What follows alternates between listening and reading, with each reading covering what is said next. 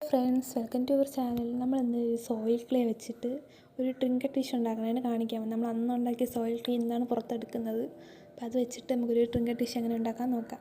നമ്മളൊരു ലവിൻ്റെ ഷേപ്പാട്ടോ ഉണ്ടാക്കാൻ പോകുന്നത്. അതിനൊരു ബായണ്ടൊക്കെ നമ്മൾ കട്ട് ചെയ്ത് വെച്ചിട്ടുണ്ട്.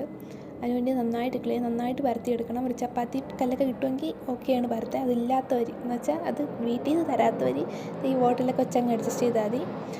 കണ്ടോ, ലവിൻ്റെ ഷേപ്പിന് ആ ബാൻഡ് കട്ട് ചെയ്തെടുത്തിട്ട് നമ്മൾ ആ ക്ലേയിൽ വെച്ചിട്ട് നല്ലതുപോലെ അത് ആ ഷേപ്പിന് കട്ട് ചെയ്തെടുത്തിട്ട് ജസ്റ്റ് പൈപ്പിംഗ് പോലെ കൊടുക്കണം കേട്ടോ സൈഡിൽ. അതിന് നമ്മൾ ക്ലേ തന്നെയാണ് യൂസ് ചെയ്യുന്നത്. പിന്നെ ഇത് ഉണ്ടാക്കിക്കൊണ്ടിരിക്കുന്ന സമയത്ത് ഇതിന് സ്ക്രാച്ചസ് നല്ലതുപോലെ കാണും. നമ്മളത് പിന്നീട് വെള്ളമൊക്കെ തൊട്ട് സെറ്റാക്കി എടുത്താൽ മതി.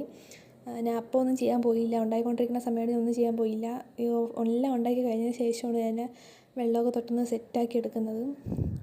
ഈ സെറ്റാക്കിയതിന് ശേഷം നിങ്ങൾ ഈ ഉണങ്ങാനുള്ള വ്യഗ്രതയിൽ കൊണ്ടുവന്ന് വെയിലിൻ്റെ അടിയിലും വെച്ച് കളയരുത്.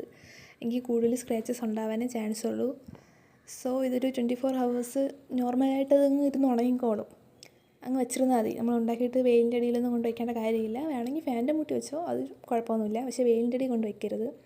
നോർമലി ഇരുന്ന് ഉണങ്ങിക്കോളും.